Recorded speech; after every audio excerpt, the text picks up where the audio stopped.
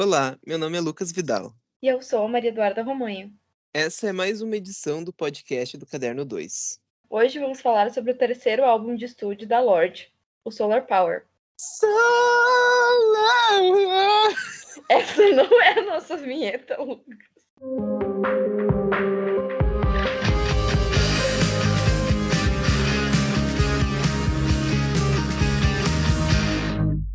Solar Power foi lançado em 20 de agosto de 2021. Lorde escreveu e produziu o álbum com o músico americano Jack Antonoff, com quem ela também trabalhou em seu segundo álbum de estúdio, Melodrama. 3 singles foram lançados antes do álbum. O primeiro, e faixa título, Solar Power, entrou nas paradas em vários países e foi seguido por Stone Dead Nail Salon e Mood Ring, levando ao lançamento do álbum. A inspiração e o nome do álbum surgiram durante sua viagem para a Antártida em fevereiro de 2019. Obcecada pelo continente, ela disse que o grande drama da Antártida a compeliu e precisava ver antes que fosse tarde demais. Além disso, ela foi muito inspirada pelo verão da Nova Zelândia, que é muito ligado à água e à praia. Era essa a sensação que queria capturar no novo disco. Ela sentiu uma conexão mais profunda com as praias da terra natal, quase como um sentimento ancestral. Pela boa condução da pandemia na Nova Zelândia, o último ano de Lorde não foi de isolamento completo. Ela passou tempo em casa e com os amigos e família, mas muito tempo fora e mais ligada à natureza do que antes. Isso a fez querer escrever outro álbum. Influenciado pelo estilo de vida introspectivo dela, o álbum tem um feeling muito mais despojado e psicodélico do que seus trabalhos anteriores, que eram mais temperamentais. A rejeição da venda de CDs, que também foi por questões ambientais, e a exclusão de pontes são indicativos de que ela não deseja mais criar músicas comerciais.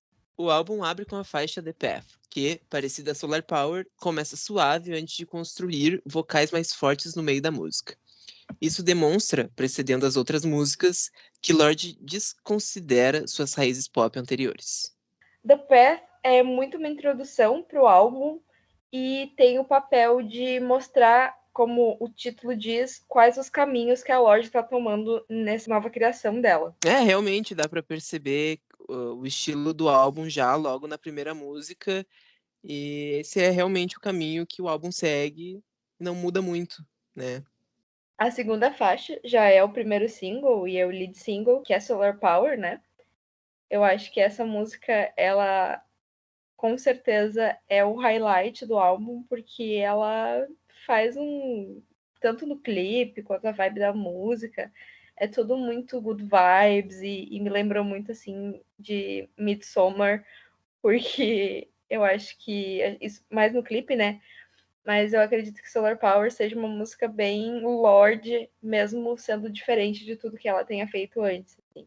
Eu acho que deu para ver muito a identidade dela nessa música e como ela veio mudar tudo que ela estava fazendo antes para ser uma coisa bem mais alegre e sobre verão mesmo.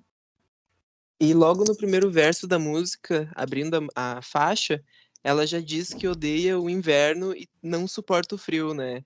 E o clipe da música também, ele se passando na praia com o pessoal lá bem good vibes, no estilo seita do verão, dá pra perceber uma vibe mais Midsommar também. E nessa música tem muitos instrumentos orgânicos, né, que não era o habitual do que ela fazia antes. E ela trabalhou também com um baterista incrível, que foi um dos bateristas que trabalhou com a Fiona Apple no álbum Tidal, que é um álbum icônico dos anos 90, e dá pra perceber bem essa vibe dos anos 90 na música. E California, a terceira música do álbum, ele me traz uma vibe meio Bob Esponja, com as batidinhas de fundo e com ela cantando assim suavemente, parece que a gente tá meio no fundo do mar. Ela disse que essa música teve muitas vidas, né, e ela lembra que gravou com o Jack no estúdio e também gravou em casa, num piano, e gravou sozinha. Eu acho que Califórnia também, assim, por ter essa temática um pouco mais norte-americana, né? Porque a Lorde é da Oceania, ela não é desse circuito que a gente está acostumado a ouvir, que é dos Estados Unidos, né? Eu acho que ela trazer essa temática tem um pouco mais de crítica social, assim, entre aspas, muitas aspas, né? Porque não é tanto assim. Mas ela traz de novo essa temática para falar também sobre como ela está se distanciando cada vez mais dessa coisa mais comercial e tal. Não sei se isso é unânime em todo mundo que ouve, mas eu acho que talvez essa seja uma temática mais recorrente nesse álbum e algo que me remete muito com uma música chamada California. Realmente dá pra perceber que a Lorde saiu um pouquinho desse mainstreaming indie e saiu um pouco dos charts, né? Ela não tá muito nessa rota comercial ultimamente com esse álbum. A quarta faixa, então, é o segundo single que ela lançou, que chama Stone at the Nail Salon. Para mim, essa é uma das músicas um pouquinho mais melancólicas do álbum em algumas partes, mas eu também gosto muito dela, assim, por causa disso. Ela dá umas experimentadas maiores e tal. Eu achei uma escolha interessante para ser o segundo single. Essa música ela escreveu depois de voltar em um show de uma turnê. E é um pouco estranho quando isso acontece, porque tudo é tão intenso e brilhante, e quando ela volta para a vida normal dela, tudo fica devagar e doméstico, né? E acho que deu para perceber isso bastante nessa música, que é uma música mais calma, né? Introspectiva. E a quinta música é a que eu gosto mais no álbum inteiro, assim, que é Falling Fruit. Para mim, ela tem uma vibe. Eu acho que eu falei vibe várias vezes, mas enfim, eu acho que é bem do álbum mesmo, né? Uma coisa vibes. Eu acho que ela tem uma vibe mais psicodélica, assim. Eu gosto muito de como ela é construída.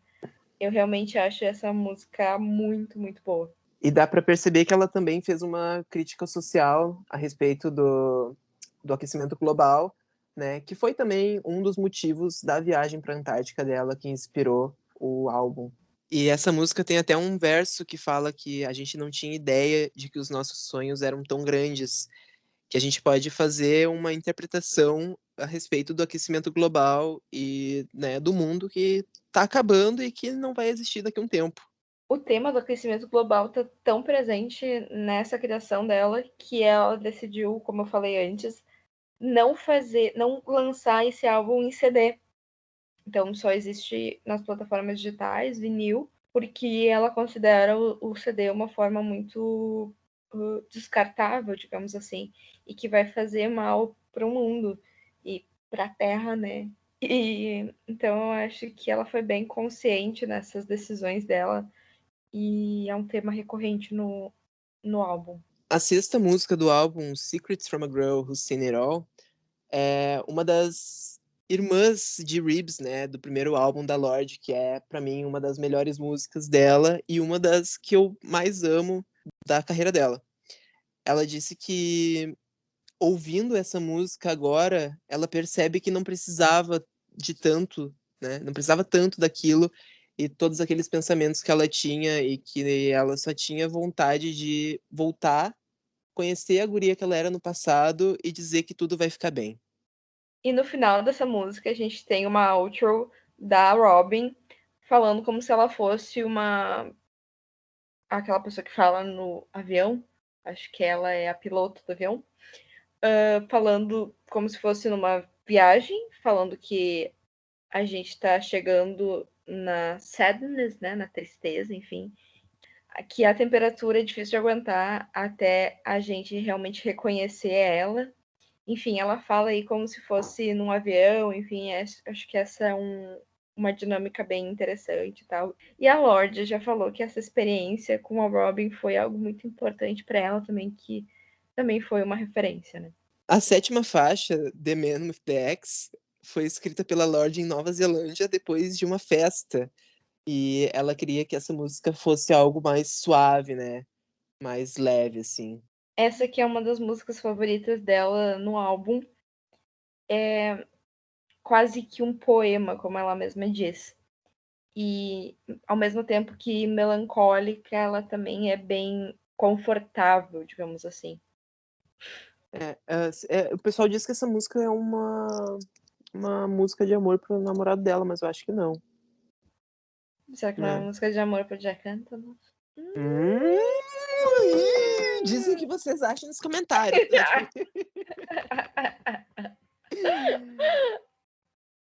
Realmente essa música é um pouquinho mais melancólica, né, comparada ao álbum. E não, eu não gosto muito dela, mas não diminui a grandeza do álbum quando a gente analisa ele num todo. A 8ª faixa é Dominoes, e essa tem uma história um pouco interessante por trás. Ela gravou essa música com as janelas abertas enquanto estava acontecendo um protesto. Então, isso também foi. Dá para ouvir um pouquinho sobre, disso na música, e isso também foi um motivo de crítica, porque, enfim, ela estava fazendo ali essa música e gravando enquanto estavam rolando várias manifestações, e ela quase que se isolou disso tudo. Mas eu não julgo também.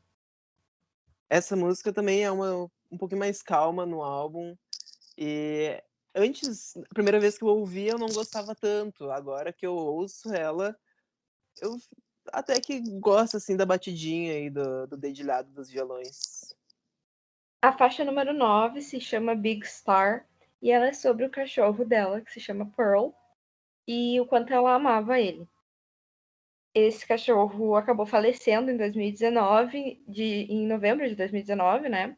Então é uma música muito triste, mas que significa muito também para ela nesse contexto desse álbum, e como o luto é uma força que transforma as pessoas, e como ela experienciou isso, enfim, como é importante sentir isso também. E nessa faixa também tem um verso muito semelhante com outro em Liability, né, do aclamado Melodrama, que é o But Every Perfect Summer's Gotta Say Goodnight. E essa música é uma das mais tristes, na minha opinião. A primeira vez que eu ouvi, eu quase chorei, né? Não sei se era a emoção do momento, mas até hoje, né? Essa questão do luto, assim, pesa muito e fico muito triste ouvindo a música, mas, né, é muito linda e eu considero uma das melhores também. A 10ª música, que é Leader of a New Regime, ela é também uma música sobre aquecimento global, também sobre toda essa situação que a Terra está vivendo hoje e como vai ser depois disso. E foi até engraçado quando eles lançaram a tracklist do álbum, porque em Solar Power ela diz que ela é como se fosse um Jesus mais bonito, né? A Prettier Jesus. E quando lançaram a tracklist, eles acharam que, na verdade, estavam criando teorias, né, a respeito, porque o clipe de Solar Power também tem toda essa questão da seita, então eles achavam que teria alguma coisa de uma comunidade hippie no álbum e que a Lorde seria, né, esse líder do novo regime. Mas na primeira faixa, né, que abre o álbum, ela já fala que se a gente está procurando por um salvador, não vai ser ela, né, acabando com essa ideia de seita e de líder de um regime novo. Também dá para interpretar um pouco essa. É uma música muito curtinha, ela tem 1 minuto e meio e ela tem só 2 versos, mas também dá para interpretar, talvez, no segundo verso, quando ela fala que ninguém vai ser o líder desse novo regime e a gente precisa de alguém que lidere a gente. Talvez isso a gente possa interpretar como uma forma de pedir realmente para alguém levar a gente para um lugar melhor, sabe? Tipo, para um futuro melhor, que é realmente o que não acontece no cenário dessa música, né? Ela já fala que isso se passa num futuro totalmente caótico, quase pós-apocalíptico, né? Também tem a interpretação de que, como ela tá na mídia há muito tempo, as pessoas esperam dela certas atitudes, né? E colocam muita responsabilidade nela. Então, às vezes, ela não quer ser essa pessoa responsável, assim, que tem muitos fãs e seguidores e quer ser só ela mesma. A faixa número 11, Mood Ring, que é também o terceiro single do álbum, tem uma vibe, assim, bem mágica e espiritualizada, né. Tanto que alguns dias antes de fazer o release da música, ela lançou no site dela um mood chart, assim, que o mood ring, né, que é um anel das emoções, anel, ele muda de cor dependendo de como a pessoa tá se sentindo, supostamente, né? E aí ela fez ali um post no site dela, fazendo uma sátira também ali com esse assunto, né? E é bem como as pessoas. Ela fala sobre como as pessoas estão conectadas espiritualmente e emocionalmente com elas e com o mundo, mas de uma forma, sabe, não tão real. Chegamos à última música das faixas normais, que não são bônus, que é a 12ª música, e é Oceanic Feeling. E ela tem 6 minutos e 40 segundos. Então é uma música super longa para os padrões atuais de música pop, enfim, para o que a Lorde estava acostumada a fazer. A Lorde diz que essa música ela fala sobre bastante coisa, né, afinal 6 minutos e 40 segundos de música dá pra falar realmente sobre bastante coisa, mas, é uma música que ela fala sobre o futuro, o passado, os amigos, a família dela, né, o irmão, o pai. E eu gostei dessa música porque parece aquelas músicas, assim, que toca na rádio, numa praia, a caminho do mar, e dá pra perceber isso, né, o barulho do mar, assim, as batidas também, uma vibe bem verão. A Lorde é, para as pessoas da Oceania, o que o Armandinho é para os gaúchos. Com certeza, essa foi a maior epifania que eu já tive na minha vida. Nossa, mas esse devaneio foi incrível, incrível. Vai que o Armandinho é um poeta, né? Ah, o cara eu fico no amor, né. Não tem ninguém que alcance o cara. Enfim, esse álbum da Lorde, né, esse terceiro álbum dela, é um caminho alternativo, né, saindo aí do habitual que ela estava acostumado, que é uma música, assim, mais melancólica, mais pop, né, e foi pra uma vibe mais despojada, mais verão, violão, umas músicas que remetem bastante aos anos 60, anos 70 e a comunidade hippie. E uma das coisas que eu gostei nessa era nova da Lorde é a estética do álbum. Não dá pra negar que tem uma vibe mesmo bem praiana aí e mística, né. Tem várias fotos dela que ela tá no meio de fumaça ou no meio da praia mesmo, no meio da areia. E achei que combinou muito tudo e ficou muito legal essa estética.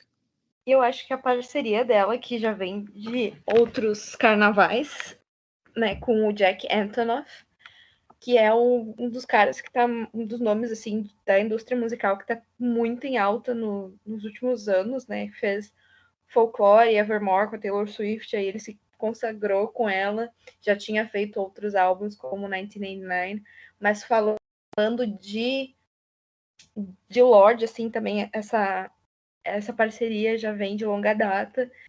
Eu acho que fechou muito, assim, ele, enfim, é um super produtor musical e ajudou a compor algumas das letras, e eu acho que a energia deles dois foi muito, assim, fechou muito, e eu acredito que o álbum, assim, como um todo, ele é muito conciso, tanto de forma sonora, assim, todas as músicas têm uma sonoridade muito parecida e ele flui bem, tanto de forma, assim, analisando as letras, né? Apesar de a gente ter algumas muito mais felizes do que as outras, enfim, eu acho que ele é um álbum que faz sentido quando for olhar no conjunto da obra. Realmente, né, é um álbum, assim, mais introspectivo e reflete bastante o momento em que a Lorde está vivendo, né, esse momento aí um pouquinho mais maduro em relação aos outros, que agora ela já tá com 23 anos.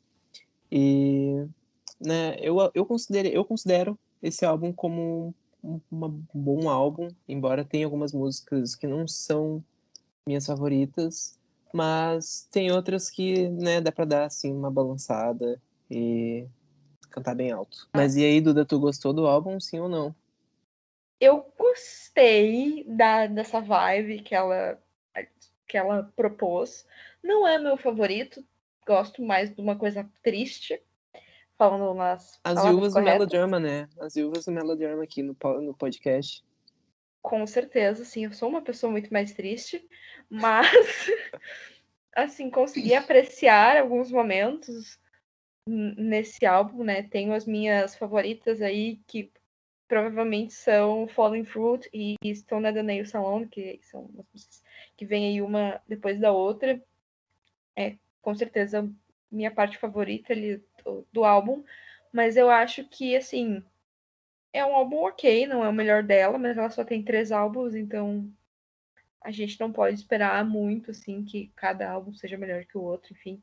Ela tá no começo ainda da carreira dela e a gente espera que isso seja, sim, uma epifania para que daqui para frente ela seja muito mais experimental com as músicas dela e que ela não fique, pelo amor de Deus, 5 anos sem fazer música.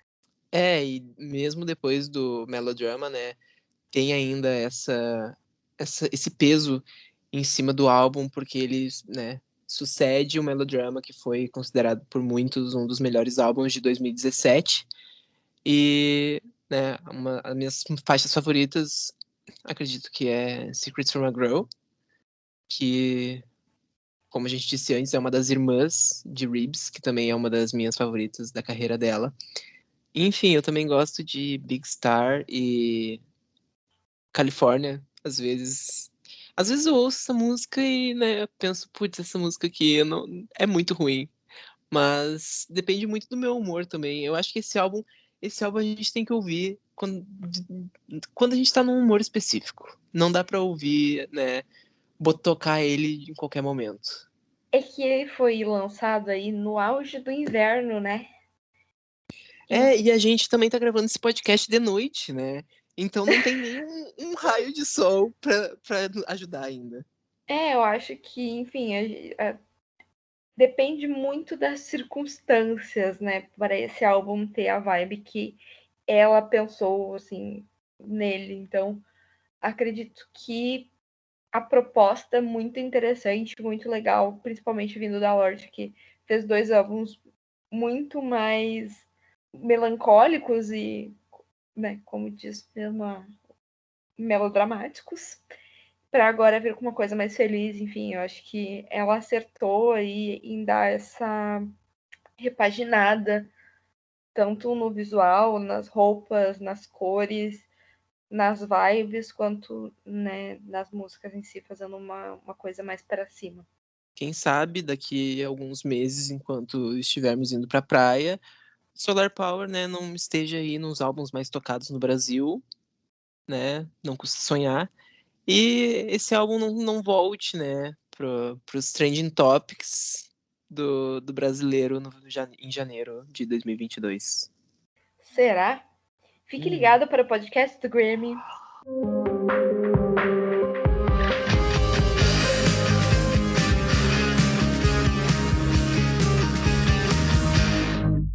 E esse foi o episódio de hoje do Caderno 2.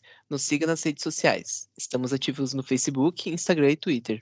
Leia nossos textos disponíveis no Medium. A edição deste podcast foi feita por Lucas Vieira e ele foi roteirizado por Lucas Vidal e Maria Eduarda Romanha. Trilha sonora original por Arthur Lache e Adriano Quadros. Muito obrigada pela sua audiência e até a semana que vem.